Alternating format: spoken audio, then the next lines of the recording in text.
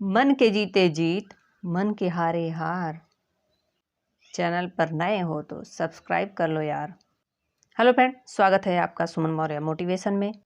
आज हम बात करेंगे कि मन ही मनुष्य का मित्र है और मन ही शत्रु भी कैसे। दोस्तों, अगर अपने जीवन को भौतिक रूप से सुखी बनाना हो या समृद्ध बनाना हो अथवा जीवन के किसी भी लक्ष्य को पाना हो, इन सब में हमारे मन की भूमिका अहम होती है। मन हमारे शरीर में स्थित वह छोटा से छोटा वस्तु है जो किसी भी विषय को लेकर संकल्प विकल्प करता है। हमारे द्वारा संचालित सभी क्रियाएं, सभी कर्म मन के द्वारा ही प्रेरित होते हैं। हमारे चिंतन, चरित्र और व्यवहार आदि में भी मन के द्वारा ही प्रेरित प्रभावित होते हैं। हमारे जीवन की गति भी मन की गति पर ही निर्भर होती है। हमारे जीवन की दशा दिशा मन की दशा दिशा द्वारा ही निर्धारित होती है। मन की स्वीकृति सहमति पाकर ही हम किसी कर्म में लिप्त होते हैं।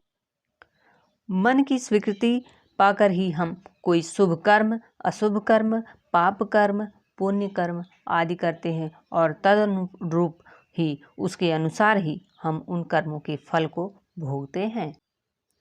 हमारे स्थूल शरीर में स्थित हमारा सूक्ष्म मन बड़ा ही बलशाली है, बड़ा ही ताकतवर है, पर सत्य यह भी है कि यह बलशाली मन, ताकतवर मन, शक्तिशाली मन अपने बल का, अपनी शक्ति का, अपनी ताकत का उपयोग और दुरुपयोग दोनों कर सकता है। नियंत्रित मन, निर्मल मन अपनी शक्ति का सदुपयोग कर व्यक्ति के जीवन में सुख, समृद्धि, शांति और आनंद लाता है, तो वहीं अनियंत्रित मन व्यक्ति के जीवन में तबाही और संकट लाता है। कहने का तात्पर्य यह है कि दुर्जन मन, अनियंत्रित मन हमारे लिए संकट पैदा कर देता है। वैसे ही जैसे अनियंत्रित हो जाने पर हाथी भारी तबाही का कारण बन जाता है, अनियंत्रित हो जाने पर हाथी पर सवार व्यक्ति की जान भी खतरे में पड़ जाती है। हमारे जीवन की गाड़ी की ड्राइविंग सीट पर हमारा मन ही ड्राइवर है। हमारे इस जीवन रूपी रथ का ड्राइवर, सारथी हमारा मन ही है। हमारा मन चाहे तो हमें सही दिशा में ले जा सकता है और चाहे तो हमें गलत दिशा में भी ले जा सकता। यह ड्राइवर की मर्जी है कि वह हमें किस ओर ले जाता है।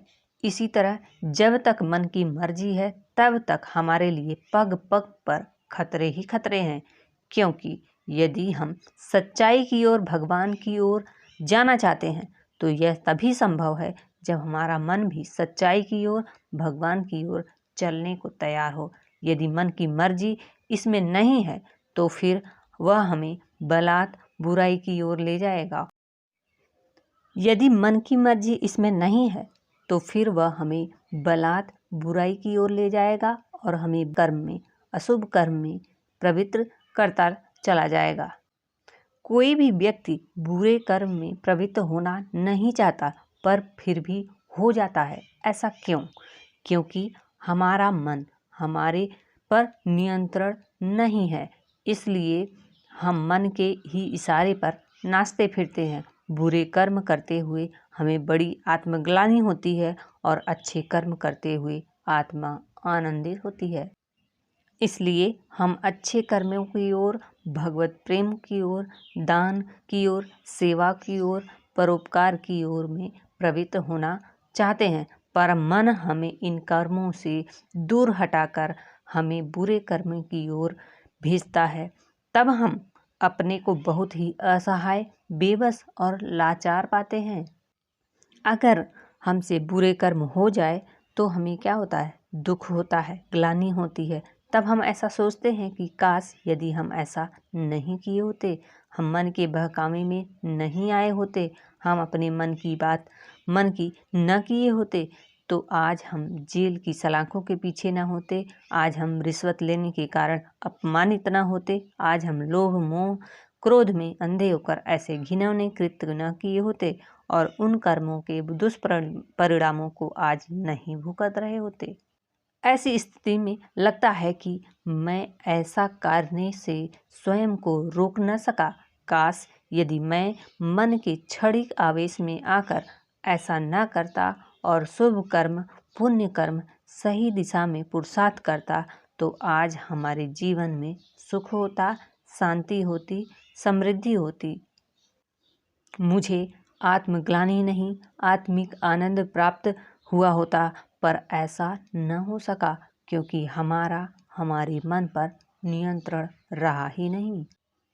उस समय ऐसा लगता है कि न जाने क्यों हमारा मन विकारों से मुक्त नहीं रहा। हमारे मन में लोभ, मोह, काम, क्रोध की अशुद्ध भावनाएं भरी रहीं और हम उनसे प्रेरित होकर वैसे ही कर्म करते रहे। काश यदि हम विद्यार्थी जीवन में पढ़ाई में मन लगाए होते तो आज अपने अन्य साथियों की तरह हम भी खुशहाल होते। यदि हम बिजनेस में, उद्योग में मन लगाए होते तो हम भी आज अच्छे उद्योगपति होते। यदि हम खेल में मन लगाए होते तो आज अच्छे खिलाड़ी होते। यदि हम गीत में, संगीत में मन लगाए होते तो आज हम अच्छे गीतकार होते, संगीतकार होते। यदि हम साधना में मन लगाए होते तो जीवन के परम लक्ष्य को प्राप्त करने में के लिए होते, पर ऐसा कुछ भी न हो सका। क्यों? क्योंकि मन कभी हमारे अनुकूल रहा नहीं, हमारे नियंत्रण में रहा नहीं। इसलिए मन के बहकावे में आकर हम भौतिक आध्यात्मिक कोई भी पुरुषार्थ नहीं कर सके। अतः यह तो स्पष्ट है कि भौतिक जीवन में सफल होना हो या आध्यात्मिक जीवन में, दोनों ही दृष्टि से मन का शांत होना, एकाग्र होना, नियंत्रित होना आवश्यक है। क्योंकि शांत मन, एकाग्र मन से ही हम अपने किसी भी कार्य में अपनी समस्त शारीरिक मानसिक ऊर्जा का सदुपयोग कर सही समय पर सही निर्णय कर पाते हैं।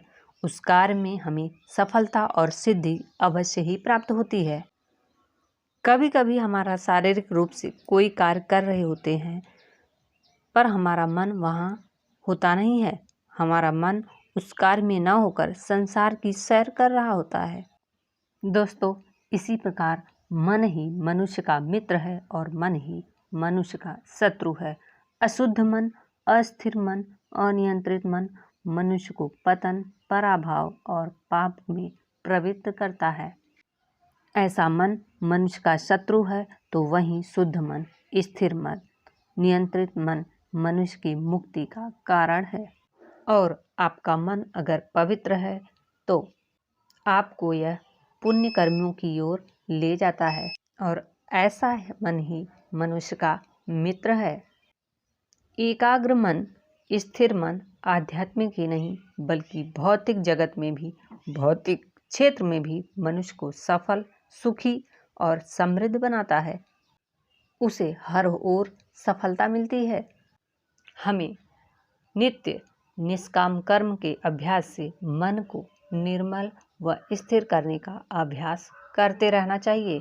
हमें स्वाध्याय करना चाहिए।